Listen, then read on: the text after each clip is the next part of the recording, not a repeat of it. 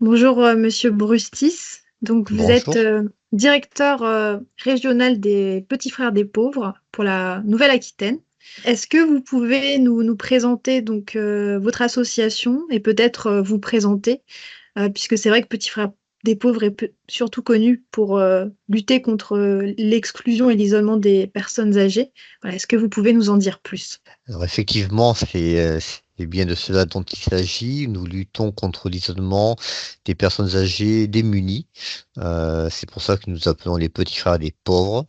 La pauvreté est une dimension intégrante de notre projet et nous venons d'ailleurs de sortir un baromètre national sur vivre avec 60 ans sous le seuil de pauvreté. On est une association nationale reconnue d'utilité publique et sur la Nouvelle-Aquitaine, on est présent sur 10 départements sur 12, ce qui représente une vingtaine d'équipes territoriales. Et quelles sont un peu les thématiques, on va dire, phares, enfin, sur lesquelles vous travaillez pour le territoire de la Nouvelle-Aquitaine, peut-être ce qui vous dissocie des autres régions? Alors, on a une thématique qui est globale, valable pour tous les petits frères des pauvres, c'est euh, faire vivre aux personnes âgées démunies et isolées le dernier quart de la vie, hein, de la manière la plus agréable possible. En Nouvelle-Aquitaine, sur cette région qui est très vaste, on est très sensible à la question du milieu rural. Voilà. D'accord.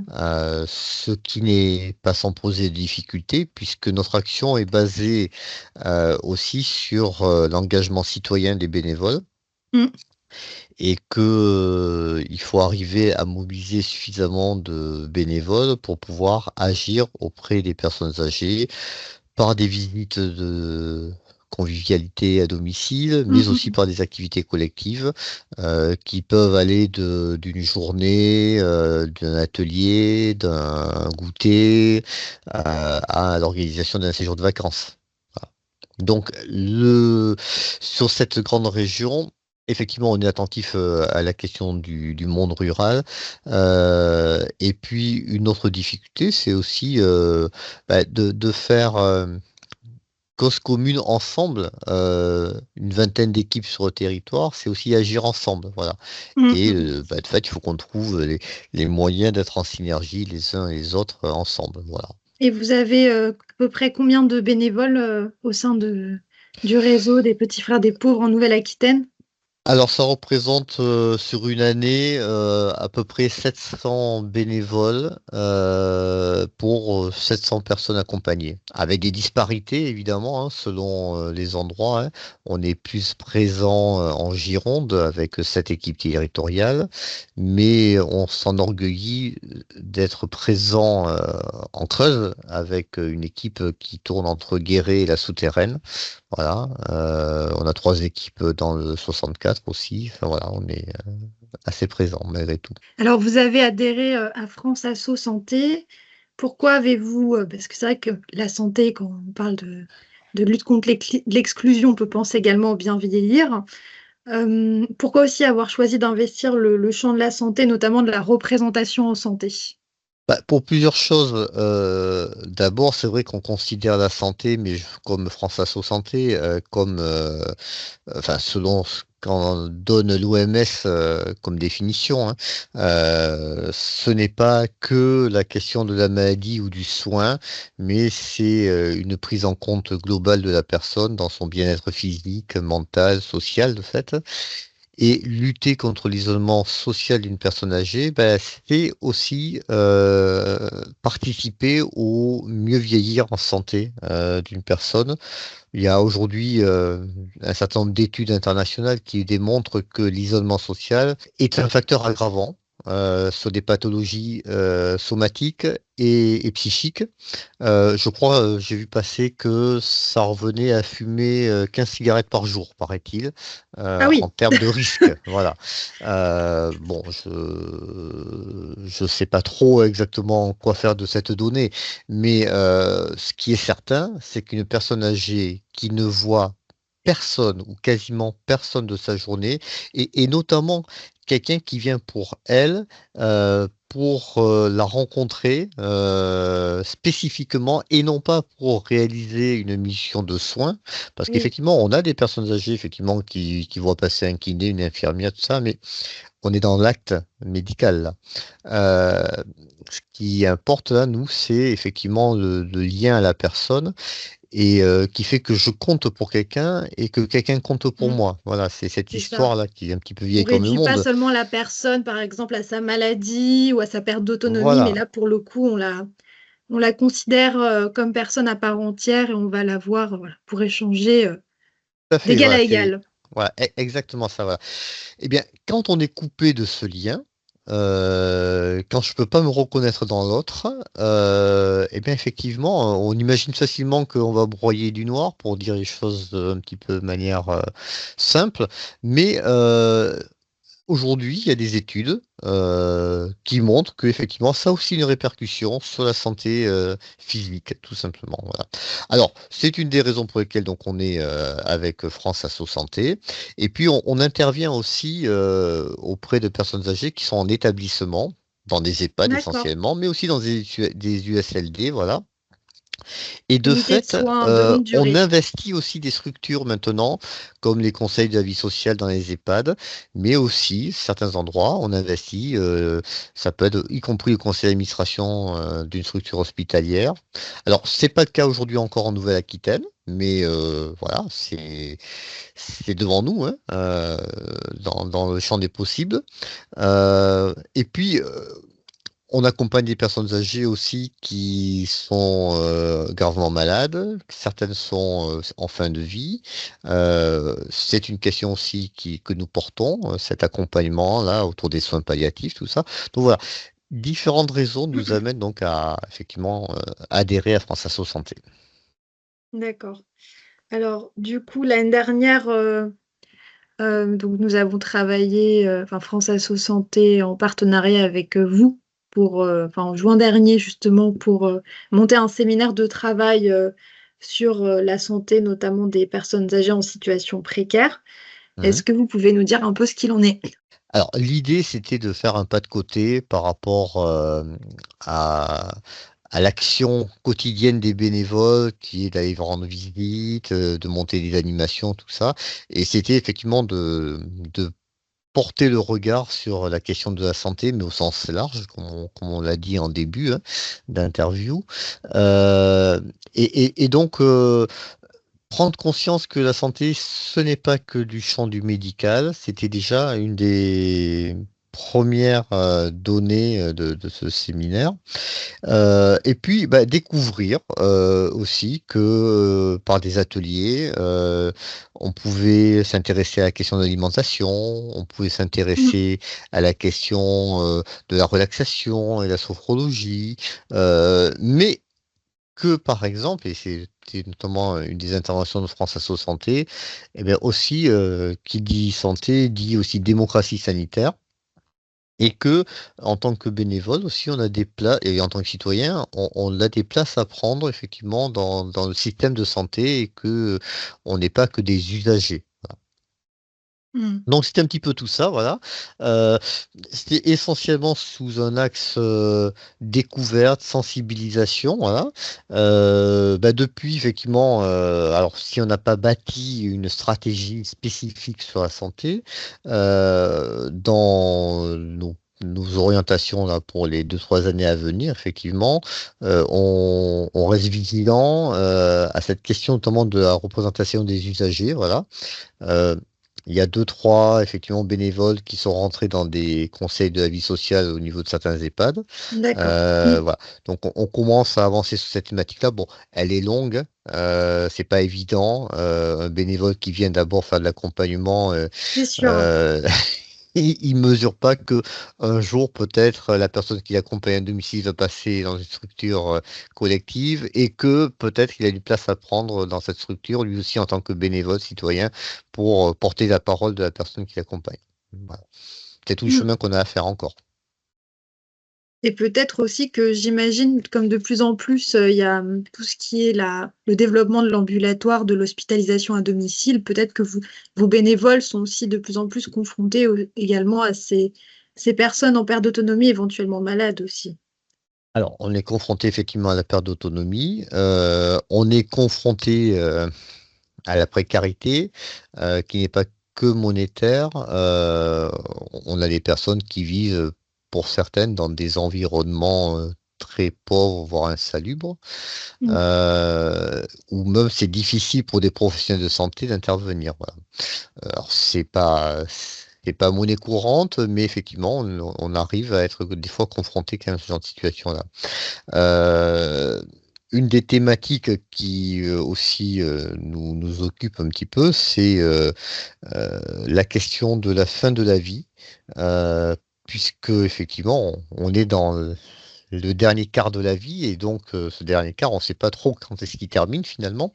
Mais, bah, les bénévoles sont confrontés effectivement à la perte d'autonomie, à la dégradation des fois de la personne, à son décès. Mm. Et même, du coup, puisque la plupart du temps les personnes qu'on accompagne n'ont pas de famille, le deuil, à faire de la personne et effectivement même l'accompagnement lors d'un rituel, ou pas, de cette personne aussi. C'est tous ces éléments-là qui rentrent un petit peu dans dans cette attention effectivement à la santé, qu'on essaye de porter, voilà.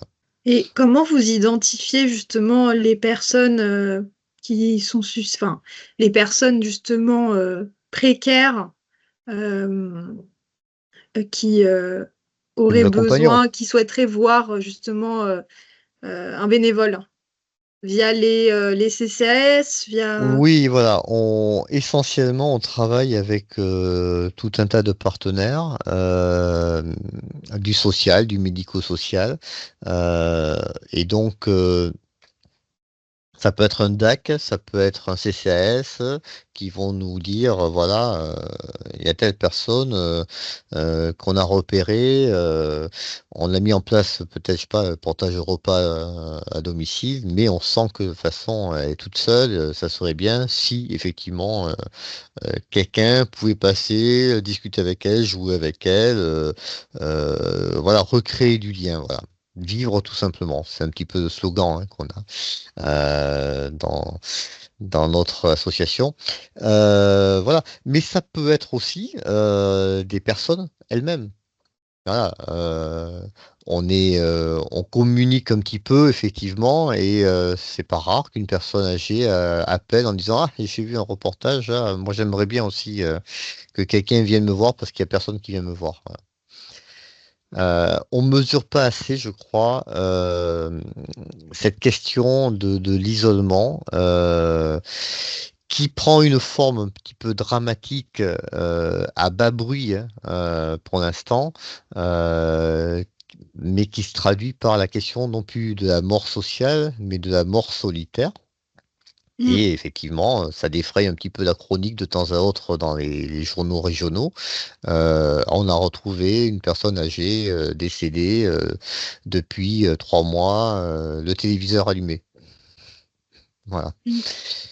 Bon, c'est pas tous les jours, mais ça montre aussi, que, voilà, nous sommes dans une société où, on communique beaucoup, les réseaux sociaux sont là et en même temps, et ben, il y a encore, un gap, hein, dans notre tissu puisque, on peut, à un moment donné, devenir un invisible et Mm. hem et sortir de la société. Voilà, personne ne s'intéresse à moi et du coup, ben, finalement, je m'intéresse plus à grand monde. Peut-être parce que pour X raisons, je n'entends pas bien, j'ai pas été soigné, je me suis pas équipé en appareil auditif, j'ose plus sortir parce que j'ai plus de dents, parce que j'y vois pas bien et enfin, il y a X raisons qui sont liées à la santé aussi ou pas. Mais voilà, les personnes se sont installées dans un isolement progressif et puis l'environnement s'est pas aperçu de ça et puis, bah, le vieux qui fait partie du décor, oui, on sait qu'il est là et puis on fait pas trop gaffe et Est-ce que puis un c'est jour on le voit plus pas le trop. cas dans les villes ou dans les campagnes? Parce que c'est vrai que souvent dans les campagnes, il y a parfois un réseau plus solidaire. Alors, je sais Alors, pas, c'est seulement une hypothèse, alors que dans les villes, il y a peut-être davantage d'anonymat ou... je sais pas si on peut refaire la fable de La Fontaine, le rat des villes et le rat des champs, parce que on a tendance à voir opposer le monde urbain et le monde rural. Effectivement, il y a des spécificités différentes, mais aujourd'hui aussi, le monde rural évolue beaucoup. Il n'y a qu'à regarder à 100 kilomètres autour de Bordeaux, de voir les petits villages comme ils sont en train d'exploser sous la pression immobilière, Mm. avec souvent des cités un petit peu dortoirs, hein. Je ne sais pas si les gens prennent le temps de tisser de la relation. Un exemple parmi d'autres, effectivement, la côte atlantique attire beaucoup, notamment de retraités qui ont passé peut-être leurs vacances et puis se disent, bah oui, à la retraite, on va venir là, et qui vont s'installer, effectivement. Alors, effectivement, le prix de l'immobilier fait qu'ils vont peut-être pas forcément s'installer là où ils voulaient exactement. Euh, Recréer un réseau relationnel, ça demande de l'énergie, malgré tout. Et c'est pas si évident que ça. Alors, c'est simple quand on est jeune parent, il y a l'école et C'est ça ça. Ou favorise quand on plein de est choses. actif ou à l'université, Lorsqu'on par a exemple. 65 ans, qu'on arrive et qu'on s'installe, d'abord, on va peut-être se concentrer sur son installation, la rénovation de ce qu'on a acheté ou loué, j'en sais rien.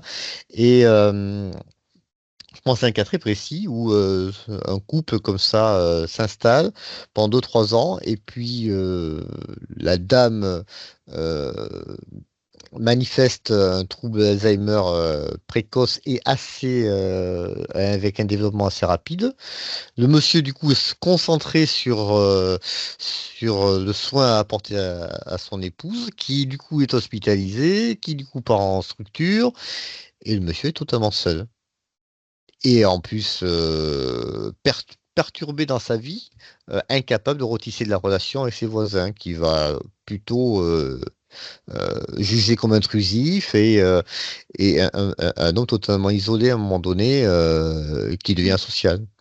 Voilà, ça, bon, c'est un exemple parmi d'autres, hein, mais par exemple, je me souviens avoir discuté avec une psychologue au Pays Basque qui disait, bah, en EHPAD, c'est pas évident parce qu'on a les natifs et les non-natifs.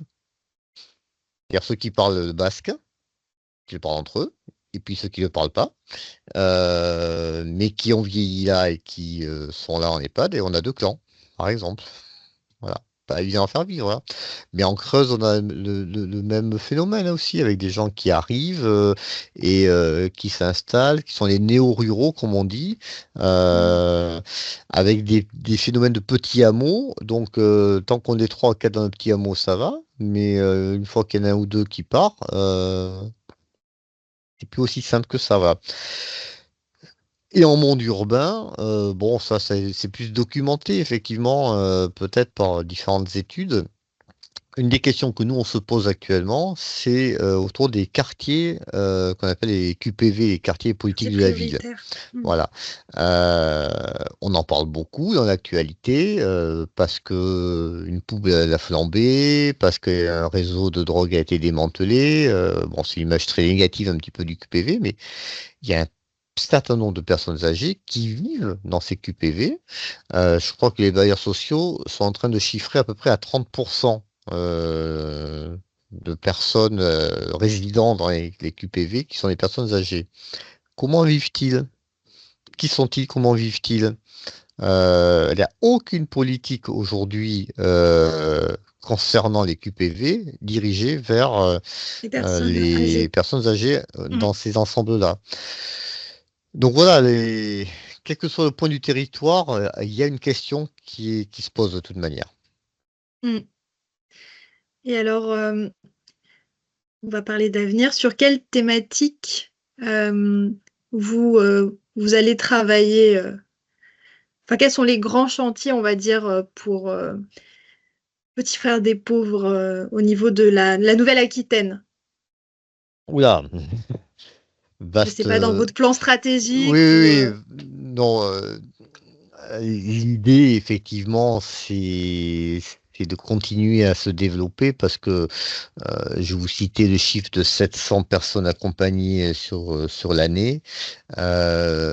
Aujourd'hui, on a chiffré au niveau national, enfin c'était en 2021, mais je pense que les chiffres n'ont pas baissé, hélas, qu'il y a 530 000 personnes âgées en France qui sont dans une situation de mort sociale. Mm. Si on le rapporte à la Nouvelle-Aquitaine, par quelques, enfin, deux, trois calculs, ça équivaut à la ville de Brive, grosso modo 45-50 000 habitants. Voilà, avec nos 700 personnes accompagnées, on est petits joueurs. C'est ça. Mais on Donc, sait la difficulté de le champ recruter est des immense. bénévoles. Le champ est immense. Donc, on n'a pas la prétention d'arriver à résoudre seul la question, hein, mais il faut qu'on apporte aussi notre contribution dans cette lutte contre l'isolement social en développant encore plus nos actions, à la fois autour des équipes territoriales et des visites que l'on peut mettre en place, mais sûrement aussi autour d'actions plus de sensibilisation, de mobilisation de la société. Et puis, ben, il faut qu'on continue à avancer avec d'autres partenaires. On est sur certains endroits de la Nouvelle-Aquitaine dans une dynamique de mobilisation départementale de lutte contre l'isolement des âgés. Ça s'appelle Mona Lisa.